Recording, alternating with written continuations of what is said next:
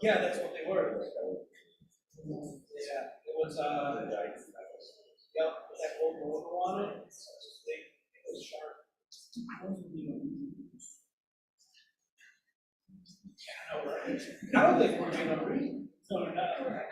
Yeah, I can hear it. Well, I mean, look at that. Was it Michigan and the CMU, MSU game that you had on the sideline? Michigan trying to steal,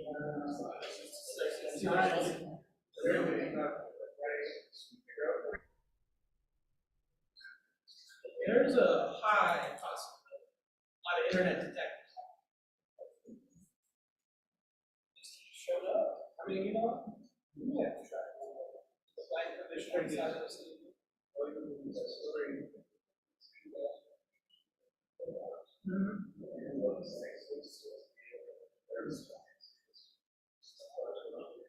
Oh, really? I didn't know that.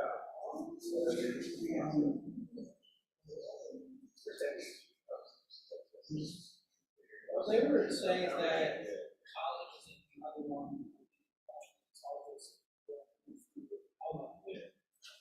That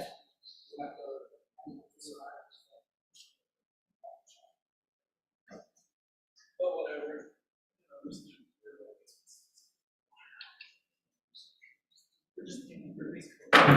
Now starting the November 2nd, 2023 Mount Pleasant Planning Commission meeting. Ms. Povidica, will you take roll?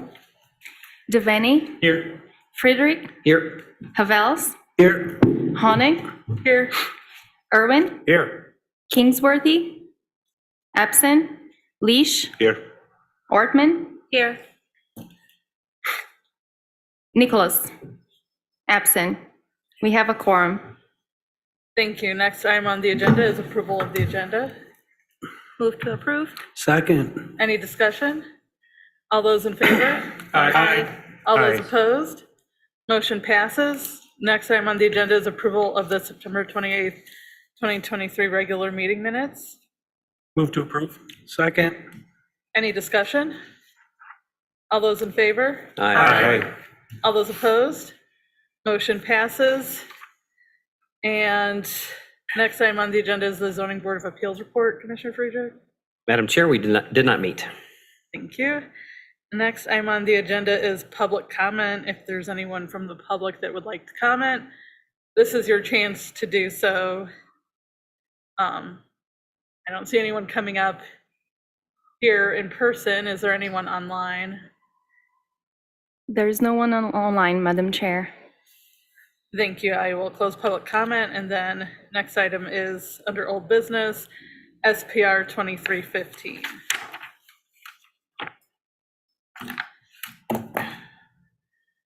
So today we have an old business to talk about.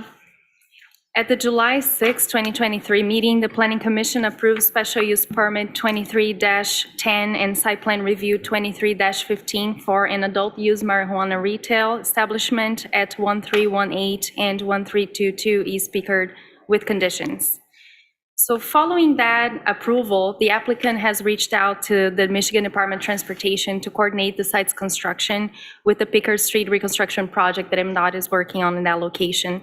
And this was because the project scope of work included closing one of the existing driveways along Pickard.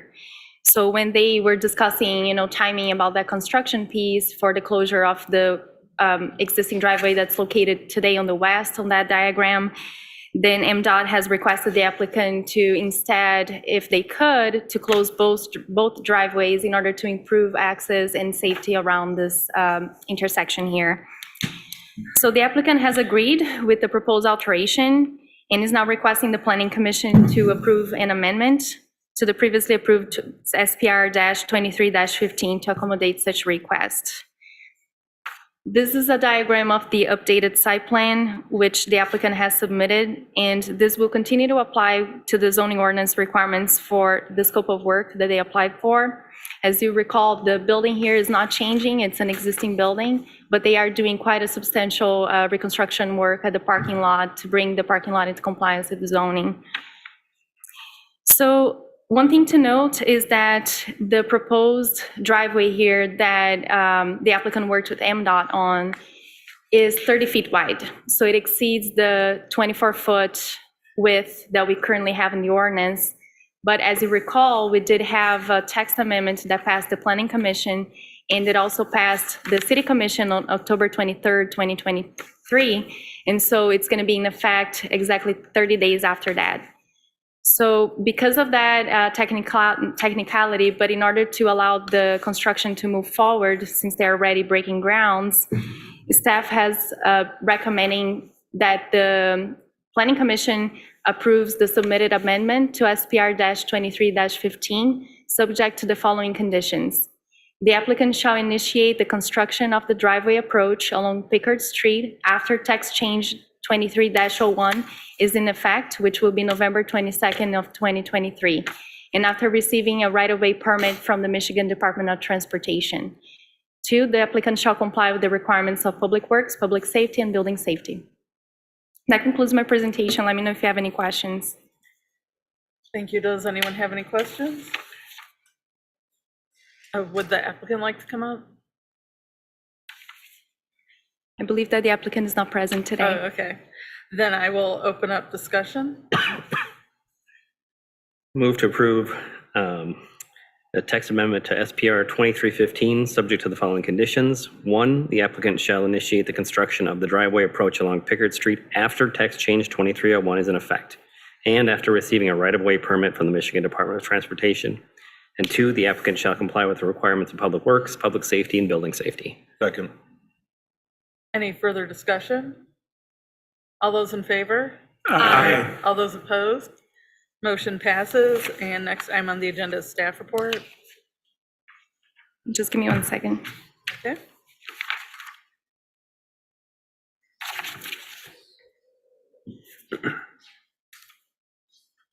All right, so for the staff report, I mentioned already, but on October 23rd, 2023, the City Commission has approved the 3 zoning text amendments that the Planning Commission had approved previously. So TC-23-01 is a proposed ordinance to amend the driveway width requirements in the zoning for CD4 and CD5 districts. So that would allow driveway widths to go from 24 to 30 feet. And in case there's a special unique condition on the site, MDOT could work with the applicant on a wider driveway, provided there is an increased pedestrian safety into the design. TC-23-02 was a proposed ordinance to amend use regulations in the zoning ordinance regarding institutional uses. And the City Commission also approved that one without any changes. So we're going to be allowing transitional housing, small and large. The large ones with more than 16 occupants will need to come to the Planning Commission for a special use permit. And less than 16 occupants will be allowed as of right in residential and commercial districts. Adult daycare centers will be allowed in commercial and residential districts, and medical uses allowances will be expanded to the SDRC district. TC-23-03 is the proposed ordinance to amend the ratio of house versus garage at frontage. So that one, as you recall, we're going to be exempting 2-story homes from that requirement and allowing the 50% to go all the way to 60% for the 1-story buildings in order to facilitate 2-car garages. There were public comments in support of TC-2302. No public comments against any of the proposals, and the City Commission also commended the work that the Planning Commission did and staff did on this zoning ordinance changes, saying that in overall that they will allow for a more equitable city and a city that is thinking about the right issues in their opinion. The other item that we have to update you all, and I'm hoping that this becomes a little bit more informal if we can. So we have staff and 2 planning commissioners, Andrew Devaney and David Kingsworthy, who attended the annual conference of the American Planning Association Michigan chapter that happened in the beginning of October. So I really thank you for coming with me to that. And here we just had a couple of slides to share with you on items that we felt was somewhat relevant to Mount Pleasant, and perhaps we can learn a thing or two and work on some of the next steps for us in the next couple of years. But the first item encompasses housing and demographics sessions that we attended. I attended most of those. I think I do tend to rely a little bit more on housing. So I did get interested in some of those sessions. I would say that overall, I think that we are in the right track with our master plan and zoning ordinance. I always felt, since I started in this position, that Mount Pleasant has a pretty good master plan and zoning ordinance, especially for housing, since we are tackling missing middle housing. And it's one of the key and core components of American Planning Association conferences that we've been attending in the past couple of years. Then with economic development, there was a very interesting session about transforming commercial corridors and also about development of industrial sites on mega sites, and that we want to share with you. And one thing that I heard from the commissioners is that we think that Mount Pleasant is in a good position if we are able to better coordinate with our partners, so other municipalities, the county, and the state, and really try to advertise sites for us to see more jobs being created here in the community. We think that there's an opportunity there, and there are some tools that we learned from coming to that conference that we can try to bring into play here. And then also a comment that an item that we talked about is how amazing our park system is here in Mount Pleasant. And so thinking about demographic changes and the need to attract more residents in order for us to have more workforce, and we can continue to work on our economic development. We felt that parks could be really marketed out there especially for young families and young professionals that are looking for a place to live with a high quality of life.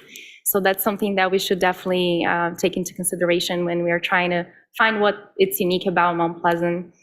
And last, we had some sustainability items that mostly Andrew attended. And I think that there is some work that we can do there, and it's definitely one of the priorities for next year that was laid out by the City Commission this year. So I'm looking forward to work with all of you on some of those items. I have some slides, and I guess please stop me if you want to clarify anything, but this one was very interesting about shrinking cities and how shrinking cities is really the new normal worldwide, not just here, but the world's population is steadily growing down. So in the US, we see that in 2030, 2040, we're gonna see negative growth. And when they talked about, okay, what about migration? It is a wild card. We cannot anticipate trends. However, the presenters were very, very knowledgeable about it, and they were sharing how there is a trend in the US that you see migration going from the periphery to the center. And we see especially young populations and workforce populations going to cities, so larger cities, as opposed to rural areas. And so we do have a challenge there in order to attract the workforce, considering what are the choices they're making moving forward. Michigan is headed for sustained negative growth. And for Michigan specifically, there is, as you may have heard before, there is some sort of feeling out there that one of the ways that we could see net growth would be if we become a climate migration landing site. And in order to do that, we really need to be proactive about that idea and really forward with what we intend to do in order to attract residents here. The presenter was saying that for Michigan to really see growth, the only way would be to have immigration, and that obviously depends a lot on the federal government and what's going on in that scale. But it is something to think about, especially with the student populations that are coming from other countries here at Central Michigan, and what type of environment we can provide for them to feel welcome and hopefully stay for a couple of years and provide their workforce and expertise. But as I mentioned, shrinking cities are the new normal, and it comes with all sorts of environmental, economic, demographic, and fiscal effects. And the presenter was really suggesting that the way forward is to think about a sustainable city. So we don't have to necessarily we don't necessarily need to grow in order to have a healthy city.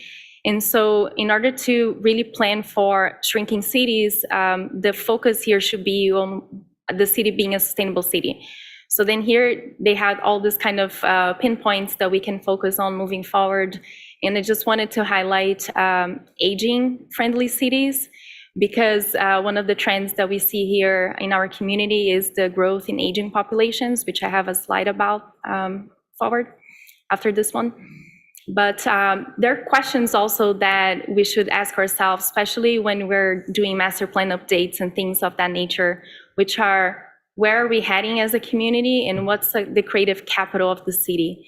And there was a joke made that they were asking us, which master plan here talks about your city being the best place to live and work? And then 80-90% of the room raised their hands, right? That is not very unique. So we need to really find the items that are very unique about us and really put that out there in our documents so we can attract more populations or more workforce, families, all types of populations into our community. Zoning sessions, just quickly, I attended an equity one and a housing workshop, and I think we're doing pretty good. The only item to mention is the bottom of the slide, that they talk about some of the zoning tools for housing that ensure that we are flexible to nonconformities. It's one of the items that folks that are focusing zoning are exploring. And also how we can better streamline and remove process barriers. So we talked about potentially being more flexible with special use permits for housing. So that's something that I will continue to discuss with you in the coming year. The Missing Middle housing case study was about Frankfurt. They are doing really cool stuff there. Their city it's smaller and they didn't have all the types of government organizations. So for example, they did not have a housing commission to help them with this effort. So they had to really go long miles in order to make this case study work. But what they did in a nutshell was that they created, first their population was going down, and like we are seeing everywhere. And then there was really the cost of land rising, and especially because they're more of a destination, a touristic community. So they really lacked affordable housing and housing for workforce. So they created the Frankfurt Area Community Land Trust, and they had some city land that they didn't know how to use. So they are now building homes that are, modest homes for lower income folks. And they are going to be delivering 4 homes by the end of the year. They got some seed money from a donor, but also from ARPA funds. And then the MISHDA Missing Middle Grant, which I wanted to apply for Mount Pleasant, but unfortunately the state canceled that program. So I'm looking for other opportunities at the state level. But I thought that that was a very interesting, case study for us too. And the point about the Amish subcontractor, it was incredible because we do have a lack of contractors to work on construction in general. So especially in housing, and if you need a re-roof, I guess a lot of people here may have faced issues, finding contractors. So that was something interesting that they found a subcontractor there that are working on all these projects with them. And then the last one on housing is about aging populations. So the issue is that there is a huge increase of populations reaching over 80s, and this is because the baby boomers are getting older. None the rest of us, just the baby boomers. and so starting 2026, this population is going to reach more than 80 years, which means that they may need additional services as opposed to just being able to age in place. So you can see in the chart how stark that changes compared to other generations. And what I thought about that was very interesting for planning is that the outcome here is that we need to build a lot of senior housing of all kinds, assisted living facilities, nursing homes, retirement communities, and so forth. But then we're going to see that population going down because of the Generation X population not being as large as the baby boomers. And so we're going to potentially face, if we do build, we're going to see then vacant building stock in the future. So that's just something to keep in mind. But some of the solutions that they shared were the ones here in this bullet point. And I think we have an opportunity here in Mount Pleasant to think more about aging in place. And we do that by thinking about more walkable communities and about public transit and so forth, and also affordable housing for folks that are downsizing or are not able to pay their rents anymore.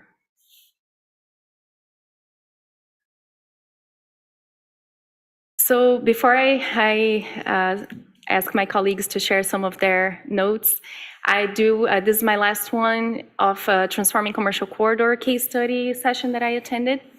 It was about Detroit, but what I found interesting was how they framed the project and how they worked with communities on the solutions here. As you may imagine, Detroit has several master plans, a long history of planning work done on everywhere in the city, but especially in this corridor. So the city planner there with the consultants, they felt that if they would to do another conceptual type of plan, or maybe try to get all those plans and put in a summary of a plan, that they instead should frame it as an implementation plan. And so with the constraints that they had budget-wise, they were able to list what are the things that they could accomplish. And after selecting that list, that they went to the public and asked for their opinion. So they had a very candid conversation about this is what's possible, and we want to hear from you within these constraints.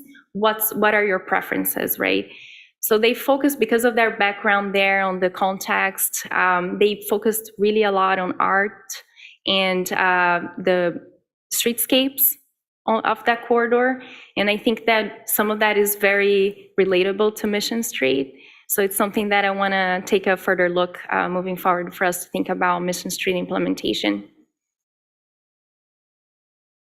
And then I will give the slide to David if you want to talk more about mega sites and your experience in that session. Sure. Yeah, let me look at this. So as we all know, there's a big push nationwide, worldwide, for electric battery capacities, especially with electric vehicles, all kinds of electric vehicles. Cars, trucks, ships, all kinds of things are all kinds of industries are kind of investigating that. Not to mention battery storage for industrial sites. And so there's a belief out there that Michigan can maybe grab 2 or 3 of those in certain communities who kind of have the magic combination of location, access to infrastructure and highways and things, and a workforce. And so this kind of actually, I don't know if you've got a slide for the Live Better, but it kind of wraps into a couple of sessions that I attended in terms of how can we, like she said, connect with our partners to create this image of ourselves as an appealing place to maybe try to grab one of those. There's all kinds of potential problems. Some of the sites you may have heard have kind of objected to it. There's always some kind of objection that pops up in terms of that's not how we want to use the land. This isn't that kind of community, because those kinds of mega sites can really alter in a big way the character of a community. And there's also the idea that I lost my train of thought, but so it's kind of on the one hand a staff investigation maybe to see what kind of seed money there is out there, to see what kind of partnerships we have, but maybe it's incumbent on us too to try to make connections and kind of pay attention to those kinds of questions locally, as to how we can make those develop partnerships and things like that. So there's all kinds of supporting groups that are happy to help us to put that together. And there's a little bit of a time frame here. It's expected that these sites will probably situate in the next 4 to 5 years, right? And so the clock's ticking somewhat. Did I leave anything out there as far as what I mentioned, or No, questions at this point?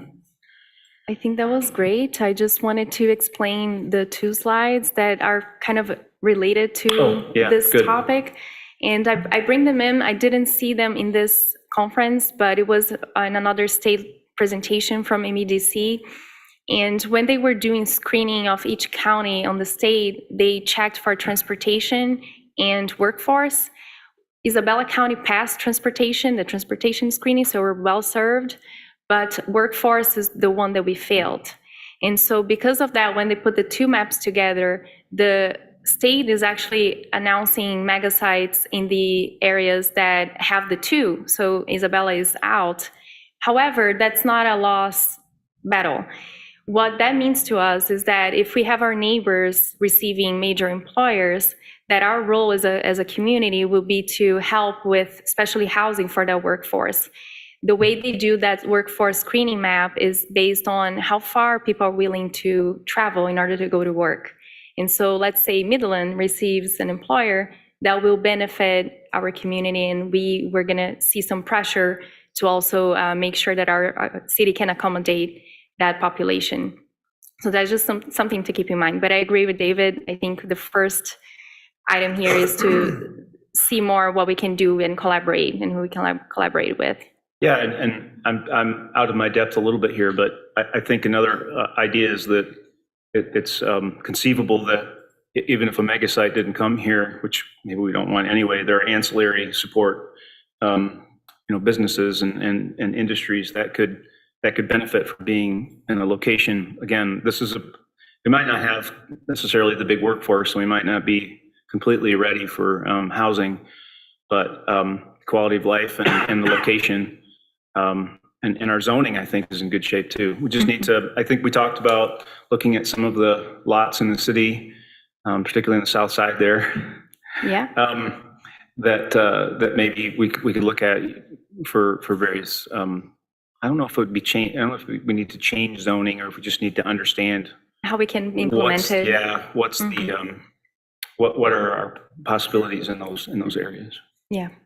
Talking about the university research zone. Okay, okay. I wondered, The special district or whatever it's called. research Would- district.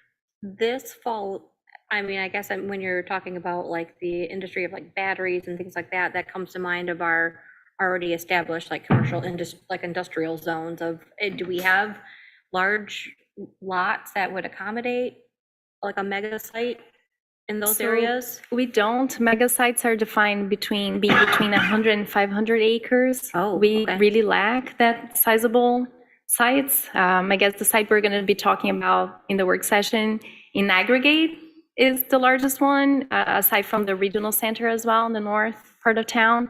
But except from those two, we don't have the mega site. But yeah, what David is sharing is that we can have the smaller types of companies that will be needed and industries in order to feed into those mega site projects and employers. Well, I think we also have the potential to support a site in Gratiot County, for example, or Midland County, even in terms of housing and things like that. It might be a stretch, but I feel like we ought to be, looking at those partnerships and opportunities. Yeah. And elsewhere in the county, I don't know if there's land in the county, Union Township, or outside of there that, but again, that's a partnership conversation. Yeah, for sure. And then the next one is about sustainability, and Andrew was our point person into that field, so. So I attended two of these, among other things, but these are these two sessions that were sort of related to sustainability that I attended, one of which feeds into the details regarding electric batteries and stuff like that. It was for these BESS systems, these battery energy storage systems. The session was in part trying to emphasize to people and planners and the various attendees of the session that there's a real growth opportunity for thinking about how you can prepare for the spread of BESS systems to the state and in your communities, because they require special zoning to a certain extent. There are safety concerns because they're big battery things, they can explode, right? Like there's fire safety issues that need to be dealt with. And so part of the session was sort of going through the pros and cons of preparing by pre-zoning for BESS systems versus just letting to wait and see if developers come or if there's projects that come. But there's like projected pretty significant growth in developers and utility companies, and the state is very interested in having the spread of these sort of battery energy storage systems around the state, right? I think one of the slides from the presentation that I saw had something like there's 64 proposed BESS systems possibly going into Michigan in the near future. There's only 2 in Michigan right now. One of them is on the campus of Western Michigan University, weirdly, and the other one's in Ludington, I think. It's like a battery storage system on a lake or something. I don't know. It was very strange, but those are the only 2 in Michigan at the moment, and it's a thing that is spreading significantly through California and New York and other places. And so Michigan is primed for that, but there's issues about locations, there's issues about fire safety standards and stuff like that is all contained in, like, should you zone for that ahead of time? Should try and encourage that so that you can kind of situate these things where you might want them as opposed to where developers might just want to stick them, or if they're considered acceptable uses and these places are not these, or you want to define that as a community versus letting developers come along and define that for you, or the utility. So the session kind of moved through the pros and cons of that, because there's no right or wrong answer to that, right? Some of the benefits of pre-zoning is that you get to make decisions about how you want it to go. And the other option, of course, is if you don't have anybody knocking on your door to do these things, do you really need to spend the time to add to your ordinance, right? However, part of the session also involves showing where there are resources, where there's sample language for ordinances and stuff from states that are pushing forward with implementing BESS systems in their communities. Some of these things, the scale can be huge, like whole power plant size, and some of these are things like the Tesla Powerwall that they want to stick on the side of your house to charge up your Tesla. That's a BESS system, right? A battery energy storage system. So, like, the scale of these things really depends on how you want to zone them, or where you want to locate them, or where you want to allow them, and all that kind of stuff. Right? So I thought it was interesting. It's not, it ties into a larger sustainability discussion, but that we can certainly have as part of the city in the next year or so, or whatnot. But it was, it's from their sort of projections and their discussions. It's a thing that's going to become an issue in Michigan communities. There already, some of them are tied into things like windmills, and some of those sorts of things are already using systems like this, but they're talking about a larger scale. It provides, so some of the downsides are, of course, they're batteries, so they make noise, they hum, right? So you don't necessarily want to just stick these in neighborhoods, right? That kind of thing. Some of the benefits include grid stability, right? And at a time where we are well aware Michigan's power grid can have issues from time to time if the wind blows just a little bit, right? And so building in these redundant systems to allow battery storage might help with sustainability and sustaining the grid into the future as we go through our climate stuff. The other one that I attended was on urban canopy, right? About how to increase the quality of trees in your urban communities and so forth. The presenter of that was somebody from the Michigan DNR who was quite a performance, actually. It was almost a packed room, and like he had the meeting out of his hands for the entire time. It was very strange for a forestry expert to be able to do that, but he did, and it was interesting because in part he was trying to get the message across that it's not a function of just go out and just build, plant trees. It's also a function of planting the right kinds of trees, planting them correctly, and if you do these things, you can actually save the city money. Planting a tree is not very expensive, but if you have to tear the thing down in 6 years because you planted it wrong, or you planted the wrong thing here, or you planted an invasive species, then you're costing the city, $200 to plant a tree and then $6,000 to get rid of the thing 10 years later or whatever, right? So it's like there was things he was trying to proselytize about in terms of we have resources at the DNR and the forestry division, right? The urban and community forestry program, right, has all sorts of resources and things available, including things like master lists of these should be prohibited invasive species kind of trees, right? One of his big messages was don't plant any more silver maples, please, right? But he also then went into a lot of details about how you should how they should be planted correctly, and that there should be some oversight over contractors planting trees, because again, if they plant them wrong, they're going to develop in the wrong ways, and they might not thrive, they might die, they might cause troubles, and then you're just cutting the thing down and it's costing you money, right? Part of that as well involved also that they're working on providing language that would allow you to put a tree ordinance in place, right? That could help manage some of these things. There's a Tree Cities USA program that's run by the federal government, I believe, right? But the states sort of buy into it. That has certain requirements that if you want to be labeled a Tree City USA, like you're a community that has met these standards, that includes having maybe a tree department or a tree board that can help manage some of these processes. An ordinance on your city ordinance in the zone, either in the zoning or whatnot, that helps manage tree selection and other resources. He was also emphasizing a lot of grants that the state has to help with urban canopy and urban foresting. So lots, and he was like, please apply for these things, right? Like we'll come help you build good plant good trees, right? In these places and around parking lots, around developments. There were certain trees. He did spend a lot of time going through with receipts in other communities in the state going, see, they planted these trees here in the street and they're the wrong trees and they're planted wrong. And now you see they're destroying the concrete, right? Like he had receipts, right? He'd sit around and he'd ask, is anybody here from Marquette? And before he'd start, and then, okay, well, here we go. This is what they did wrong, right? Or here's what they did right. Or here's all these kinds of things, right? So he was like bringing a lot of like examples of these kinds of things that it's important if you want to save money, then these might be worth time putting some thought to it beyond just, well, plant some bushes, plant some trees, plant some weeds or not weeds for grass, right? Right, those kinds of questions and stuff like that. So these were the two things that I took away from some of the sustainability type sessions that I was at. That's great. I know that from some years ago when I went through the Citizens Academy, our park system went through a lot of research into trees and things because of how many trees were wiped out from invasive bugs and disease. So they did a lot of research so that they could plant a variety of the right kind of trees and plant them correctly in our parks. But I don't know how much of that overlapped with the information being shared for like our streetscape. For streetscapes, Right. or for residential places and whatnot. Yeah. Yep. Great. Thank you so much. This was the last slide. So if you're interested in checking out some of the PowerPoint presentations from the conference, they are available. If you can't access the link for some reason, just let me know and I can pull that for you. In the packet, you can also see the attachment for this item. You see the Planning Commission session items. So in case you're interested in a particular one, I can try to get more information for you. Thanks so much for sharing your knowledge.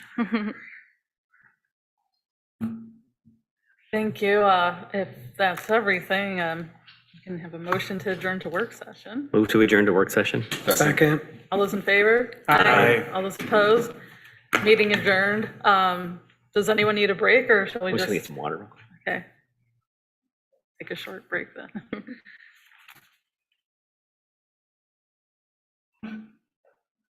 I'll grab a water too. Yeah, I'll grab it. There's no glass. I got you. You know, Sir. Really? thought I was on time. Did a lot of talking. It's just sitting right here. I got it. Did a lot of talking. I'm an Oh, stuff academic. in I here. can't help I myself. know, the voice carries very well. Can't help myself. I don't know. I don't have a work session agenda or anything. What's a work session about? Building standard requirements and rezoning Broomfield and Crawford. Do you not? That's why we have this info here. Thank you, my friend. Okay. I didn't pour it. Yeah, it's probably buried in here somewhere. What am I gonna think? You could think, you could think.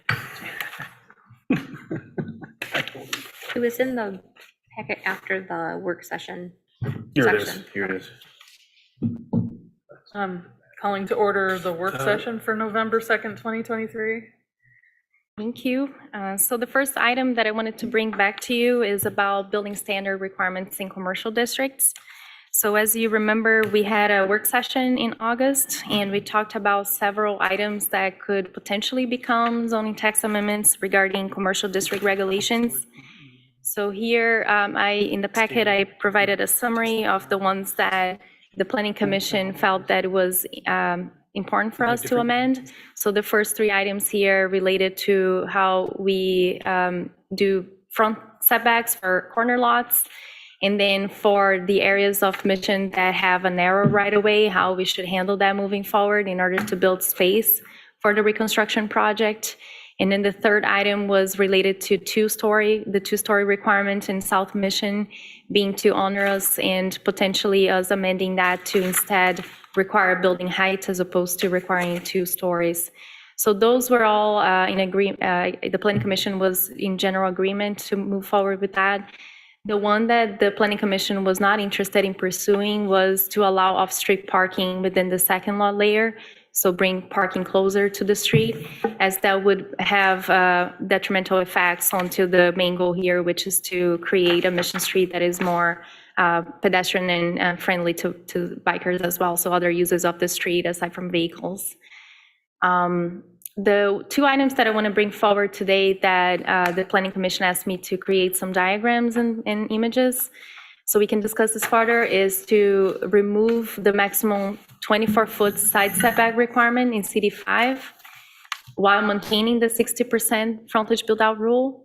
And then in certain situations for narrow lots that have difficulties in providing access in and out of the site, that we could potentially think about a tool that allows for that 60% to be reduced in those particular instances. So aside from, instead of sending projects to the ZBA, for example, to get a variance in a unique situation, we found that we had, I didn't bring the data here, but in the previous presentation, I had data sharing that 25% of lots on Long Mission cannot accommodate an in and an out driveway.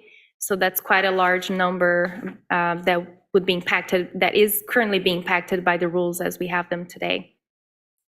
So the first illustration that I have here is it's a proposal for a mixed-use building. I'm not putting the location here because it's still in the works, but generally speaking, the goal here was for this proposed new construction to have as many storefronts as possible along the street and have the building close to the corner to provide that corner presence, since this is in the kind of downtown area of Mount Pleasant. And in order to accommodate for that and accommodate for amenities for the residential users and the commercial tenants, the architect was really having a hard time to situate like bike racks and situate where the waste management would occur in the site. So in a situation like this, they may not be able to comply with the 24-foot side setback because of those features and the way they're trying to accommodate all of that in a site that's quite challenging. So in this situation here, we would have a compliant facade built out with 73% of the facade complying with that 60% minimum. However, the side setback will be 35 as opposed to 24. Case study number 2 here is just one that I created a drawing. So in a situation in which, let's say you have, so I had shown diagrams before that the 60% built out with the side setbacks basically requires buildings to be centralized on a property. So what if a property owner or a developer wants to shift that building to one of the side lot lines and instead have a bigger side setback in order to accommodate, let's say here I'm illustrating a public space with seating, outdoor seating, and then side parking. So parking on the side in case they cannot fit enough parking on the back. Parking on the side, just a note here, this area is considered the third lot layer because it's more than 20 foot from the building facade. So this is already allowed. This is not the request that I was making before, which would have brought parking to the front, and the Planning Commission said no. But this situation here currently is not allowed in CD5 because the distance between the building and the side lot line here would be 56 feet. And this is because in order to accommodate parking, you need to have an 18-foot parking stall, a 22-foot lane for you to maneuver your car, and then you can have the driveway to allow cars to come in the site. So this is one situation that we heard before. It's not unheard of that you may want to put parking on the side, that it wouldn't be accommodated because of the ordinance as it is today.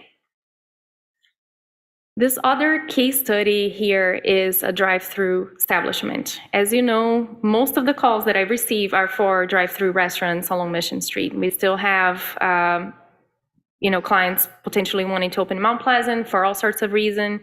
Obviously, the casino, CMU, and the drive around South Mission is mostly because of students and the traffic that we see also going north to the state. And so here I decided to illustrate a site that actually exists. So it's 90 feet wide. It's where Papa John's is. And in this case here, I was just testing out a drive-through on a 90-foot wide site. So in order to accommodate all the zoning rules that we have, so put the building close to the frontage, so we allow a maximum setback of 15 feet. And then in order to allow vehicles to go in and out of the site, we will need 2 openings, so 2 driveways. And we have a requirement that you need at least 200 feet of stacking lanes. So this is what you see here. And you also cannot have traffic crossing between the drive-through lane and exit and vehicles that are parking and then exiting the site after going in the restaurant. So that's why you see 2 lanes going out of the site, which will be in aggregate 24 feet. In this scenario here, we have a non-compliant facade built out. It's 55%. And this is because I got a 90-foot site, but we have sites that are as narrow as 60 feet. So this can get much worse. And we do have compliant side setbacks for this particular illustration. But I just wanted to bring you another situation that's not also unrealistic. It's pretty much what I see on a daily basis when I have applicants trying to make it work, drive-throughs make it work in Mission Street. And then the 4th case study is very particular about where La Señorita, the Mexican restaurant, used to be located. So this is a site that it has its own benefits because it is connected to a side street. So Fairfield Drive is right here, north of Papa John's. And the applicant here wanted to build a drive-through restaurant. And again, we need to push the building forward. So they are okay with demolishing the building because this building would not fit their plans. It's apparently inside, it's very compartmentalized. So there's a lot of rooms that doesn't really work for most of restaurants that want to come in town. So they want to demolish that, but they didn't want to have to redo the entire parking lot. So they wanted to save some money on the parking lot. Therefore, keep this parking, but just redo the building. So in this situation here, in this scenario, we would have the existing 1-lane drive in, which is 30 feet. The 1-lane drive out that would need to be carved out, 12 feet. And this is because, again, you need to have the drive-through customers that will go to the window here to purchase their food exiting. So there's no other way to do this aside from actually cutting another curb cut. And then the parked customers would then be able to leave through Fairfield. So we don't need 2, but we need 1 lane at least on this side. So in this situation, we have not compliant facade built out, not compliance. So 45% as opposed to 60% of the building facade. And then we have a 53 side setback with the existing condition. It's not grandfathered because you're rebuilding the building. So you would need to comply with the 24-foot. So this is another situation. And the site, we've been receiving calls from interested parties and no one is being able to make it work with the current ordinance. And I think pursuing a variance can be very time consuming and you need to spend quite a lot of money to pull applications together. And it's also, it doesn't really necessarily mean that you're going to be able to get it. So, so that's why I brought this site up. So this concludes the presentation on this particular item. If you have any questions, let me know. But I would like to have a sense on how you feel about these 2 items. So the 24-foot side setback. The CD4 district doesn't have a maximum side setback. It just has the 60% built out. So my proposal was to remove the maximum side setback, but keep the 60%. And then in certain situations, depending on the maybe how narrow sites are, we could reduce that 60% if the commission is interested in making it easier to develop those smaller sites as well. But yeah, just want to hear your thoughts and reactions. Having examples was a lot easier for me to visualize what's going on now. So yeah, those sound great. I'd like to see what the language would be for the smaller sites though. Okay. And what about the 24-foot? Yeah, I'm Cycle fine back with to- the change you wanted to make for that. That Okay. seems okay to me. I don't speak for everybody though, so please, other No, people. I'd agree if we can make it easier for people to come on in and set up shop, I think it's worth a while, so. We'll make it easier for staff to accommodate them, right, Yes, in that sense as well, yeah. We don't need to make things easier for Manuela. I mean, I try to be creative, but sometimes there's a limit to that.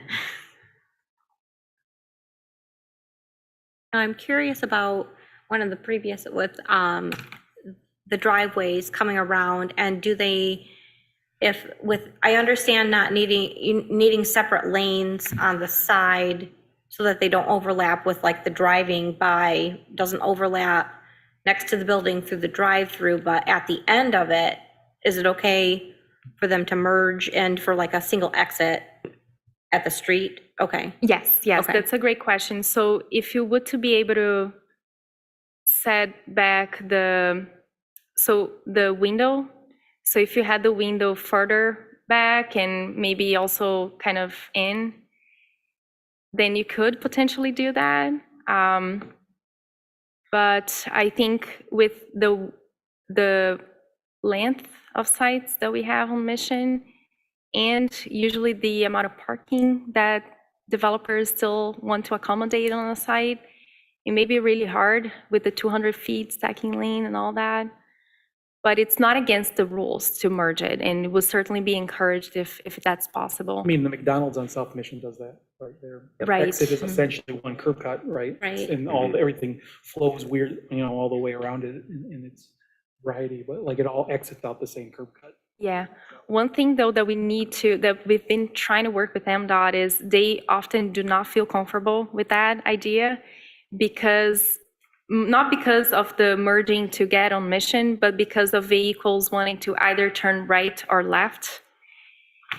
And that impacting the ability of drivers to get out of the site. I believe that if we move forward with a Mission Street project that goes into more details about left turns, how we're going to handle intersections, how we're going to handle site circulation all over the city from south to north of Mission, then we would know, right? Because the idea here is to have a boulevard, so technically speaking, you wouldn't be able to turn left anymore. So this, making sure that we have, that we enforced the merge of lanes to have narrow driveways and all that would work better once we actually have Mission as we want it to be.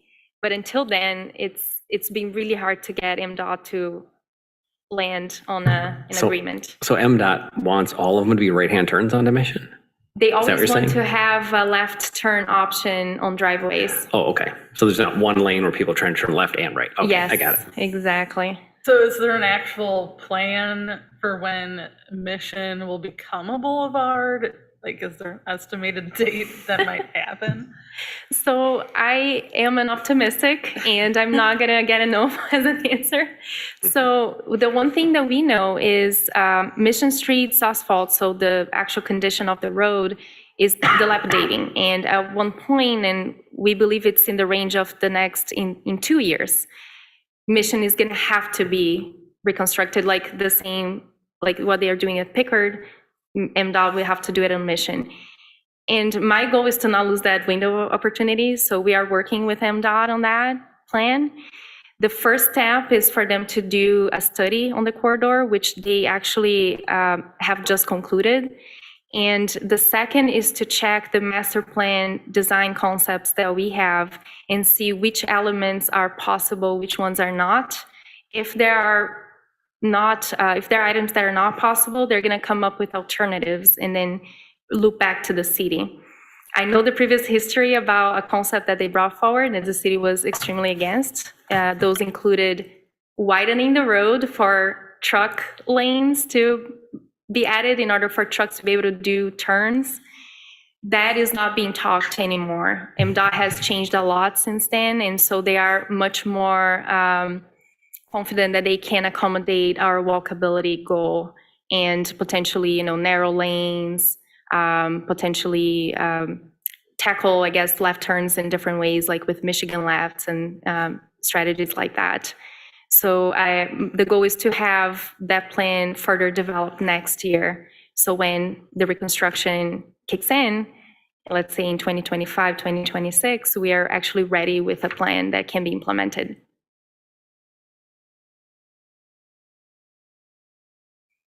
So when they were doing their testing, did they do it while the students were actively living here in the community? So see if they Yes. could turn left on Yes, Mission. they actually waited for fall to start, the fall Okay. semester to start. So they were doing that study in September and October.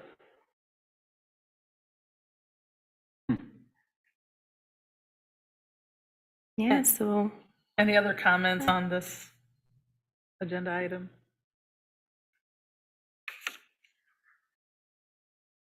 more on the positive, let's see what the language looks like. Okay, sounds good, appreciate it.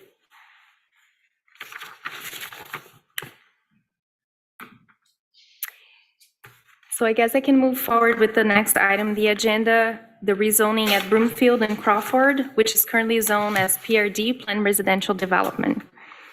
So I wrote this memo with a very quick summary.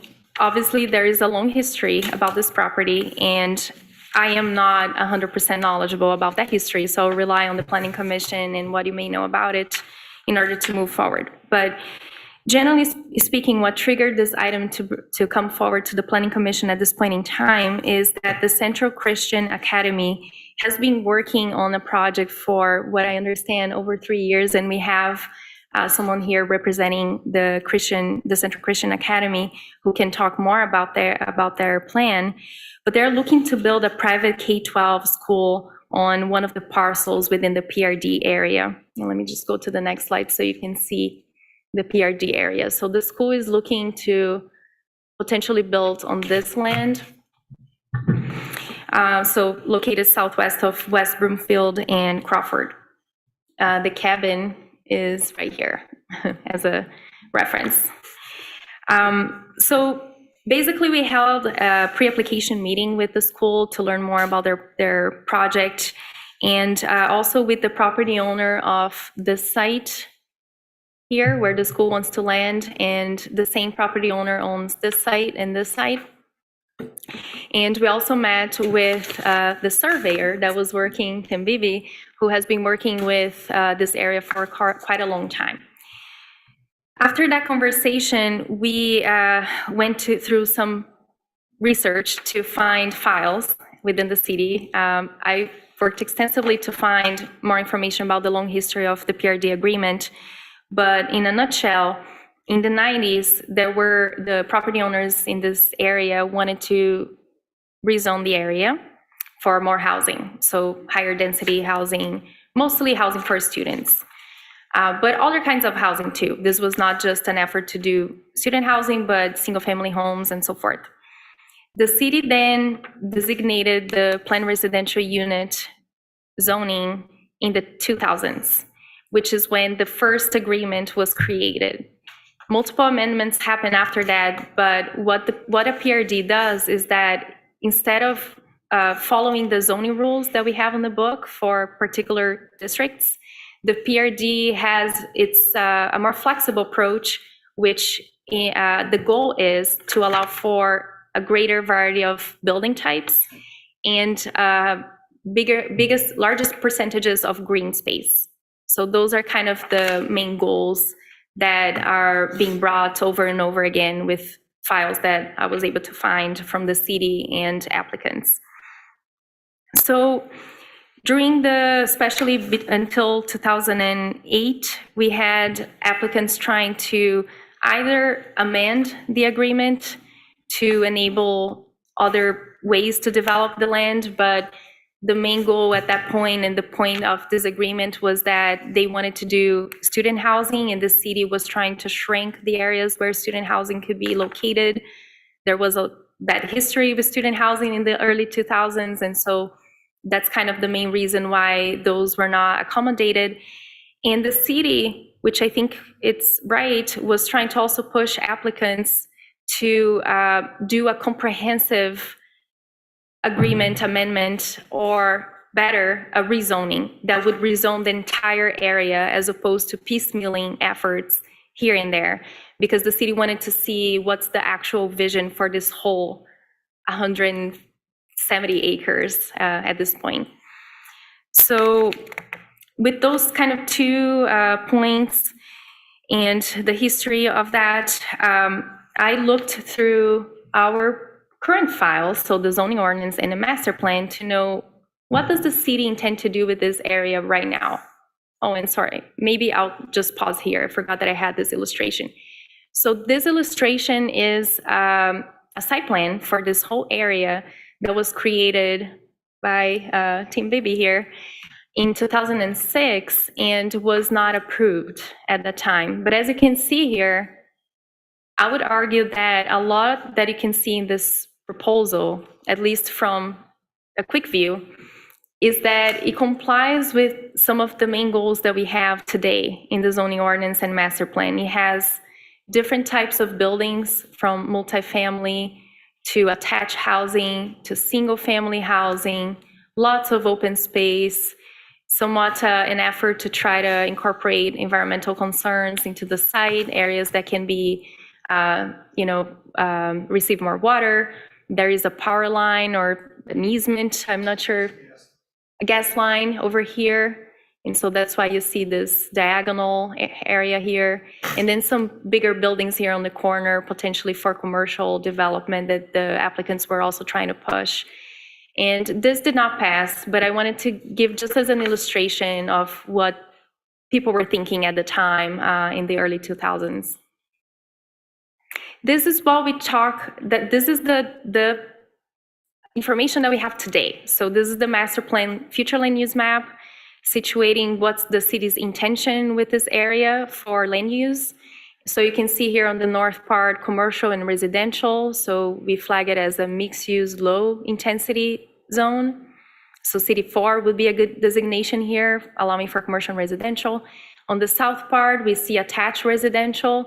That is a designation of the building type, row houses, but also that we are okay with a little bit more density. We already have those apartment complexes here, so it kind of falls into the same or similar patterns.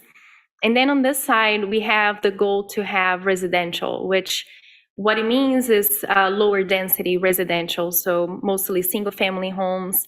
And as you know, if we were to map a CD3 designation, we would allow for duplexes and so forth as pursuant to a special use permit, but a little bit lower density in nature and residential in nature.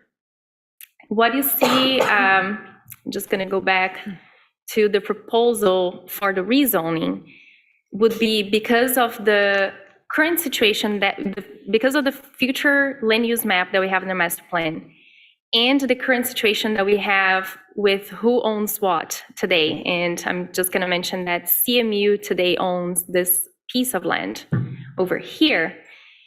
I am suggesting that the city rezones this entire property to, well, first, that the city works on dismantling the PRD agreement, and property owners, generally speaking, seem to be in agreement with that rezoning. So one of them for sure, the other one, I didn't have conversations yet, but the property owners said that they would probably be forward with the rezoning and dismantling the agreement. So we would dismantle the agreement, and then in that way we'll be able to pursue the rezoning. The rezoning, I personally recommend a rezoning here as opposed to PRD agreement amendments, because it is clearer. You have a piece of land, you have a zoning district, you open the book, you know exactly what the rules are, and if you comply with those rules, that your project is going to be approved. It's much easier to get development to occur as opposed to having to get all property owners on the table, amend a very old agreement that honestly, I couldn't find the agreement with all the necessary updates at this point in time. I don't know where it lives. I could not find it, and I tried. We even went to the storage room at the motor pool and couldn't find information. So the city's attorney can come up with the dismantle agreement. The property owners are generally speaking in agreement with doing that. And I wanted to discuss with you today how you feel about, one, that plan, the rezoning plan, and the rezoning designations that I have here on this slide. So I forgot to just mention civic zone will be the one where the school project wants to come forward, because that allows them the correct zoning designation. Schools are only allowed in CZs today, so it would be clean with the zoning ordinance. And it would also allow them enough bulk regulation flexibility for them to pursue a design that works traffic-wise and for the needs that they have. Are schools allowed in any other zones in the city? No. No, okay. We have a very particular ordinance that have civic zones for schools and other civic use. Are you saying that there's some sort of mutual consent to get rid of the PRD? Yes, it seems Okay. like it. I would imagine that the property owner won't agree to that unless we make the change up front. Yes, so that's a great question, and our city attorney suggested that we could do an agreement with the condition that, the dismantle of the agreement with the condition that the rezoning is approved. Because if you do it as two steps, as you would do it on a more regular basis, once the PRD agreement is dismantled, the whole land turns into agriculture. And then applicants will need to apply one by one to the Planning Commission and City Commission to change the zoning map for each one of their properties. So there's a lot of unknowns into that. So because I think that this is. The city could change the zoning. Yes, so that's what before I'm that. proposing. So Okay. if the city applies for the rezoning and we create the PRD agreement with that condition, the dismantle of the PRD agreement with the condition that the rezoning is successful, then everyone is going to be happy. I personally myself, obviously ain't nothing going on out there. I don't oppose the rezoning, but this kind of sounds like a little above our pay grade. Isn't this a decision for the city commission before we even do anything? So if we need the city commission to decide, To decide to rezone it, because they're not going to, yes. my guess is they're not going to mutually consent to get rid of the PRD and then, oh, sorry, So yeah, so if we have the PRD, the dismantle of the PRD agreement with that condition that it only kicks in if the rezoning is successful, then we could still collect the signatures. But if the rezoning is not approved, as suggested, then that dismantle agreement is not valid. So they are back to just having the PRD agreement as is today. okay. I mean, I don't have a problem with rezoning this. So then from this, would we just say, like, if we're all in agreement, we would just make it as a recommendation or like a communication to the city commission that we like the idea of the dismantling and rezoning, and we would like to see if they could move it forward? So I think I just need your approval to move forward with the dismantle of the PRD agreement and this rezoning first. So if you just say yes today, then I will be creating the agreement with the city attorney, collecting the signatures, and then filing for rezoning. And then I'll be coming back to you with the rezoning and all the necessary materials and answers to the conditions that we have there. You're going to make an actual motion to approve it, and then I'll go to the city commission for them to also approve it. But perhaps you're suggesting that it would feel better if I would to speak with the city commission at this point in time before moving forward? I don't think so. I don't think this session feels very super official about we're making a recommendation. I think you're Okay. trying to get a feel for how we feel about this Yes, project. okay, yes, so- okay. Yeah, and Because to it's me, going to the- be a lot of work. yeah, because to me, the PRD clearly hasn't really worked, and this land has kind of just been sitting there. And Pylos didn't know there was a PRD here at all. So I think, yeah, actually having, Change it. doing something with it, I think would be a lot better. The only reservation I have is that I live in the Swan neighborhood just north of there, and I don't know if you're aware, but my wife is the president of the Swan Association. So she did get some communication from a member that they're a little concerned about commercial businesses being along there, just that it might increase the traffic too much in our neighborhood right there. So I just want to pass that along to you too as a concern from the community. Mr. Beebe might know more about that. She said they had come to, the Swan Group had come to one of the meetings. Yeah, 20 years ago. Yeah. One of the benefits of being old. Been around long enough to have gone through all this. I started working on this. Tim, can you come to the podium just so you're on the record? Thank you so much for coming.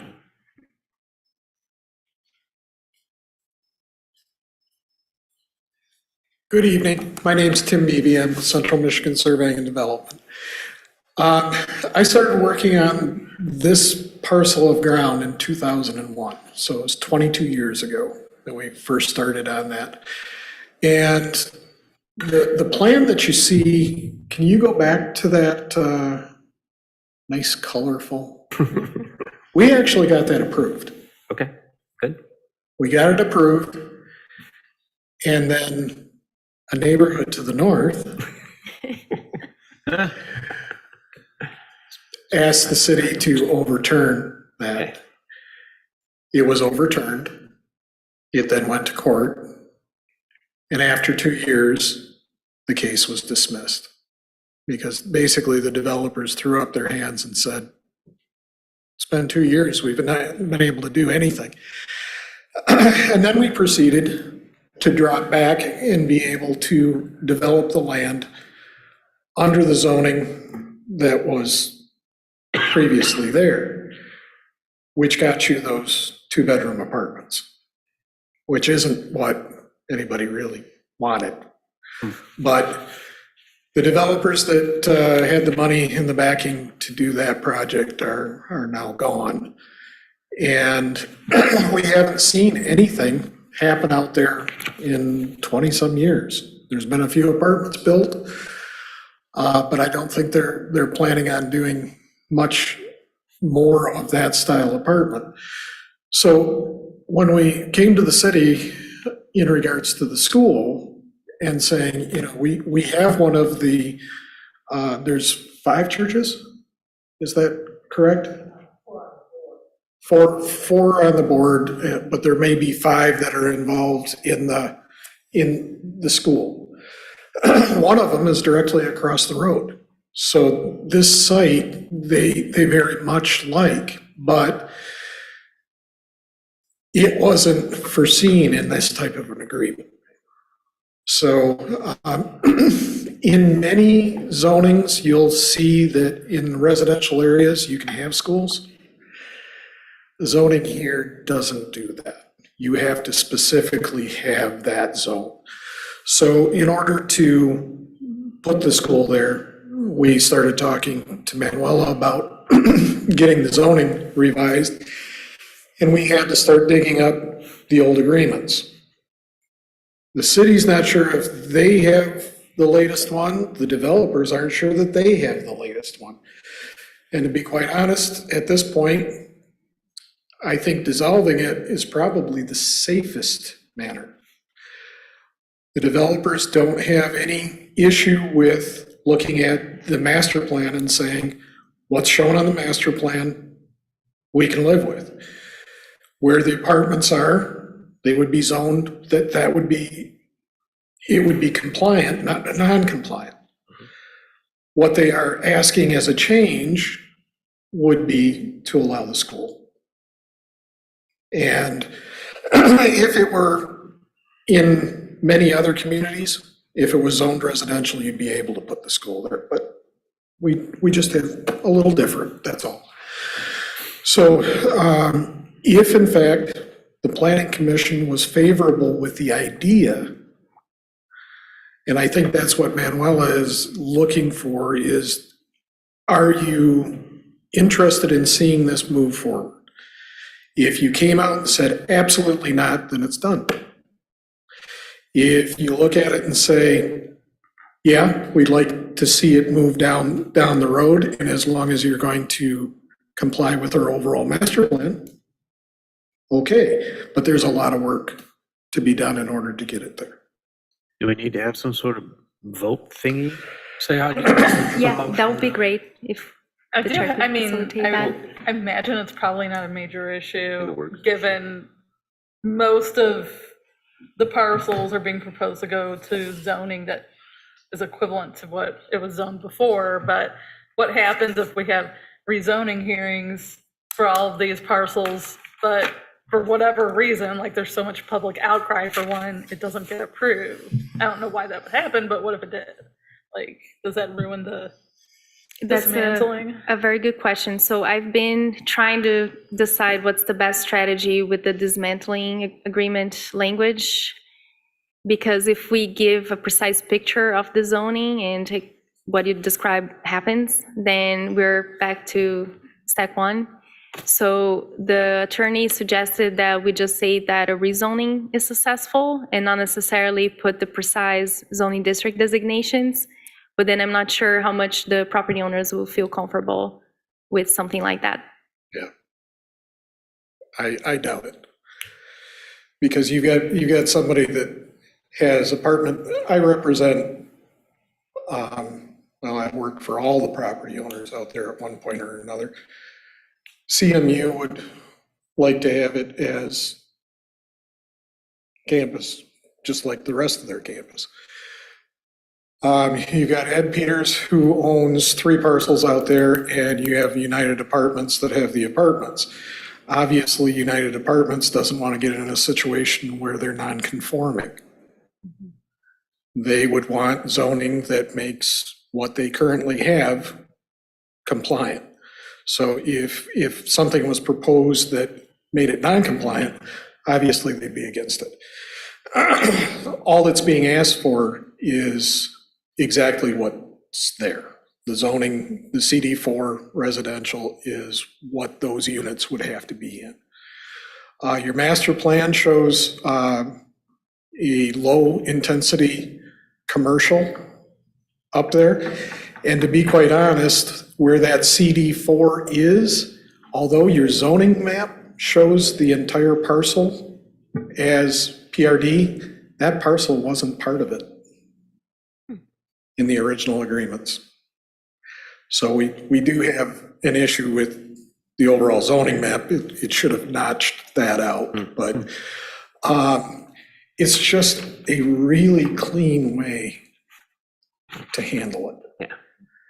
And, you know, having another parochial school in town, one of the reasons that I have driven back and forth from Bay City for 25 years is I had my kids in parochial school. And I didn't have an option over here other than Sacred Heart, which my kids were in a Lutheran school system. And I might have moved the entire family over here. Now they're all grown and gone, but I would have probably moved the family over here if I had had another option. So I'm very interested in seeing the school get up and going. It's right directly across from one of the larger churches that would be instrumental in it. Mhm. And it's a perfect spot. The parcel is big enough that we can get the cars. It's not a public school. It's not going to have busing. Everybody knows the situation we have on Isabella Road. And trying to get up through there at certain times of the day is almost impossible because the parents are stacked out on the road because it wasn't planned for how many kids and that continued growth. They kept building more buildings. So this piece of property lends itself, it's 30 acres, has enough room. We even have the potential of being able to work with CMU on the back portion to put ball fields, soccer fields, and things of that sort in there. That if it's a use by the school, it's a use by CMU, it's benefit to all. So I think what we're proposing and what the city has put together, and she's been wonderful to work with. This is a great addition that you guys have made. I think what she's put together is a very common sense way of moving forward. So, and I can speak for the one, absolutely, he will sign. United Apartments, as long as they're not going to get themselves non-compliant, I think they will sign. And the university, if they're zoned like all other university properties, they won't have an issue with it. So I think getting the property owners to sign is not going to be an issue. It's more working through the process and making sure the legal side of it's taken care of and that the city feels comfortable that it's dissolved and taken care of the right way. So, do you have any questions for me? You've been very thorough, Mr. Beebe. I do appreciate it. Nope, not a problem. Well, if you do, I'm not going very far. Awesome. And one thing that I just want to make sure that the commission understands, so we tried our best to make it as relatable to the land use map, but you're seeing this, but I just want to point it out.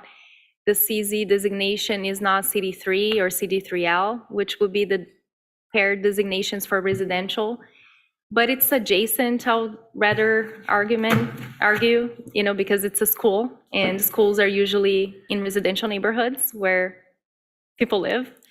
But it is just one thing that is not directly related to it.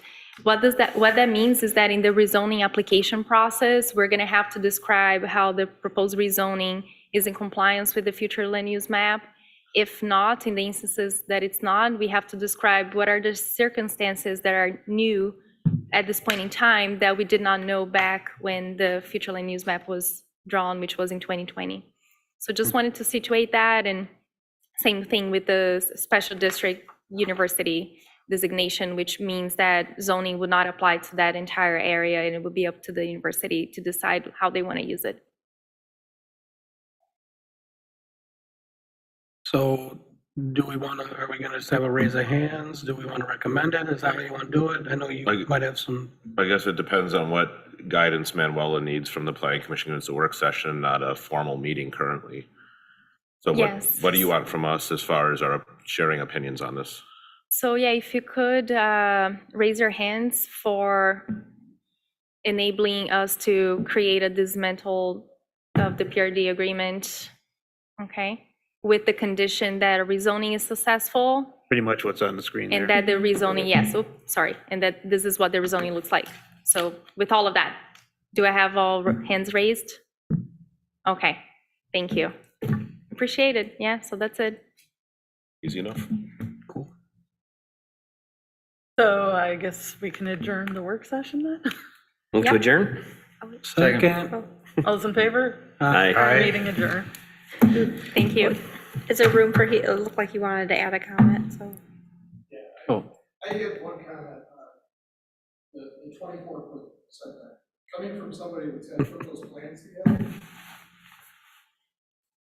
I have to show that the ramps going out onto the roadway stay within our property. To get 2 access lanes out and ramps, it's not possible. Because you've got 24 feet. That means the drive is immediately adjacent to the building all the way to the property line. And then the curb comes out. Yeah. I pass the property. Guaranteed. What you're saying is you can't go into the right of way? I can't go out in front of another property. Oh, you talk about the, And I'm coming out and I have to wrap into that curb. I'm past my property. You're talking about the 24-foot setback or the width of the drive? No, the 24 with the I have 2 lanes. One has to be slammed up against the building. Right. The other one has to be on the property line. And then as I'm driving out, I see what you're saying. You're talking, yeah. it's not possible. You're not talking about on the 24-foot back to the street front, you're talking about 24 feet from the side. I'll mortgage my house.